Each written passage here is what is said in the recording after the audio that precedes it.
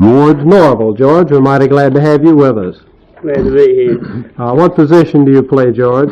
Left tackle. Left tackle. Well, you know, we seem to be getting an awful lot of linemen as player of the week this year, and that's a good thing because too many times the value of the lineman is overlooked in the play of the ends and the tailback and the scat backs and the fullbacks and so forth.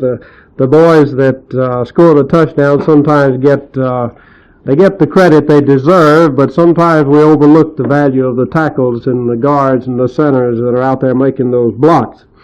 Well, George, you fellas took it on the chin again Friday night, Lincoln 39-7, but that score I'm sure doesn't indicate the closeness of the ball game. I know that you fellas always play your best, and you play an outstanding ball game for an inexperienced bunch of fellas. Tell us a little bit about the game. These Lincoln boys are pretty tough, aren't they? Yes, sir. The game started off, and first we was doing pretty good. And we moved the ball well first half, about the first 5 minutes, and Sammy Callahan threw a pass to the left end, John Wees, for a touchdown. Then Kenny Cochran kicked the extra point. So you scored first? Yes. Well, I guess that pretty well set them on their ears right in the beginning of the ball game. George, how much do you weigh, and what's your height and year in school and so forth? I'm a senior and a 6'1", weigh 150 pounds. You look like you weigh a little more than that. You're pretty solid 6'1", I'll say that. I know that you fellas never did break into the win column this year, but in the 2 or 3 games that I had the opportunity to see you play, I was impressed with the way that you could move the ball, and you boys do a terrific job in between the 20 and the 2 20-yard lines, and it's just a question of getting that experience under your belt before you fellas will really make it tough on the other 2 teams in the conference. I'd like to congratulate you on the outstanding game that you played Friday night. Excuse me. And also to the 2 boys who received honorable mention, Terry Hamrick and Max Carver from Chase High. You boys always give your best, and I know that this season is ended as far as you're concerned, but with the exception of probably several of you who will be in the Lions Bowl. But next year, I'm confident that you boys are going to come back pretty strong, despite the fact you lose, I think, about half your team by graduation. But I'm sure we can look for big things from Chase, and all the people in the county are pulling for you, and we know that we can count on you for some big things. Congratulations again to you, George. And before we talk to the Player of the Week from Cool Springs, here's another word from the man who knows clothes in Rutherford County, Carl Walter. Men, Walterps in Forest City reminds you that the right clothes for the occasion are mighty important to you, wherever you go, whatever you do. When you look your best, you feel your best, and you do your best. So make it a point now to look your best for every occasion. Dress right. You can't afford not to. And now back to Stover. Thank you, Carl. Now we go to the Player of the Week from Cool Springs, and that's Barry Rhodes. Barry, we're mighty proud to have you with us tonight. Thank you, sir. Barry, I think, if I'm not mistaken, you play a guard position, is that right? No, sir, it's a tackle. Tackle. Position. I knew it was in there in the middle somewhere in the meat grinding position. Well, tell us a little bit about the ball game that you fellas were in Friday night. You met seemed like a pretty fired up Shelby team. You got in the hole pretty quick, and first thing you knew, actually, before you had a chance to even make a first down, you were trailing by 2 touchdowns, and that made it a little bit rough. But I know that you boys are a lot better than the score indicates, and you played a lot better game than it indicates. What happened Friday night? Well, sir, I don't know. I'm not exactly sure. They did get us in a hole, and they kept us there all night long. They were fired up, and they were wanting the game, and they had to have it. But I still don't think they had a better team than we did. I know there were an awful lot of people in the county, including myself, that felt like that Cool Springs would take the ball game. I'd seen Shelby play, and of course had called several of the Cool Springs games, and in my opinion, you fellows had certainly one of the top offensive teams in the conference here at the end of the season.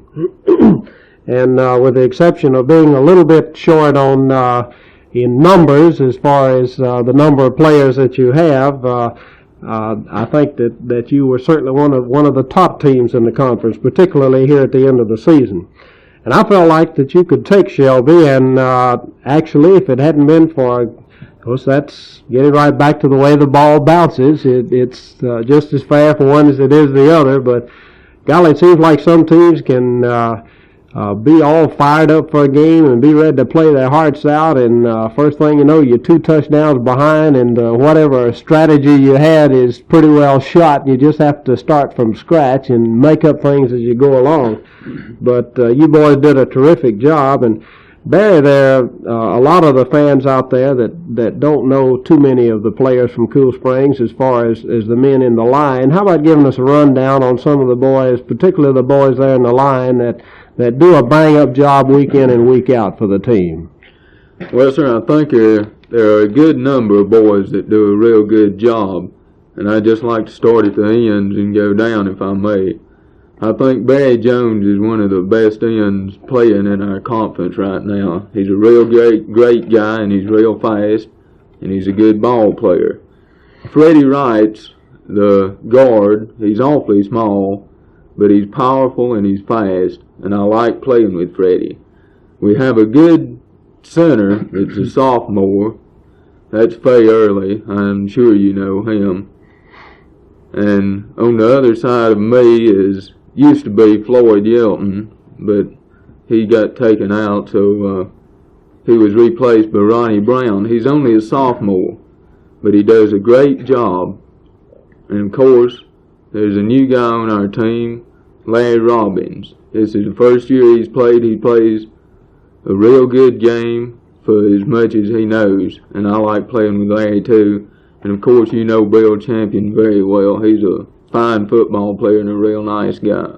Terrific bunch of players, every one of them, Barry, and you're certainly included in there, and we're mighty proud to have you as Player of the Week this week. Honorable mention this week for Cool Springs goes to Freddie Wright and Russell Radford. And now, once again, here's Carl Walter. It has been a pleasure for Waldrops to sponsor the Player of the Week for the 4th consecutive year. The Player of the Week from Central, Chase, and Cool Springs has received the same honor and the same awards each week. It is the desire of Waldrops to promote good sportsmanship and give the outstanding player in each game the recognition he deserves. At an early date, the Player of the Year will be selected from Chase, Cool Springs, and Central, and will receive a handsome trophy from Waldrops. I wish to congratulate Barry Rhodes of the Cool Springs Tornadoes, George Norville of the Chase High Trojans, and Jerry Byers of the Central High Hilltoppers for being selected as Player of the Week. On behalf of Waldrops and Forest City, it is a pleasure for me to present to you a certificate which entitles you to the following fine quality gifts: 1 Munsingwear t-shirt, 1 pair of Munsingwear knit briefs, 1 Wimley tie, 1 pair of Esquire socks, and 1 Pioneer belt. Waldrops is glad to have the opportunity to honor you on this broadcast. It has been a pleasure to have you with us today. And now I wish to thank Stover Dunnigan Jr. for the fine job he's done in interviewing the Player of the Week from each school this season. Stover, it's been a pleasure to associate with you on the Player of the Week. I will look forward to having you with us again next fall. Carl, thank you. It's been a pleasure for me to work with you this season, and I too am looking forward to future seasons. The Player of the Week has been presented by Waldrops in Forest City. This is Stover Dunnigan Jr. saying so long until next year, when Waldrops will again present the Player of the Week. Remember, first on this program can you find out who has been chosen. So be listening next year for the Player of the Week show, which will be presented once again by Waldrops in Forest City.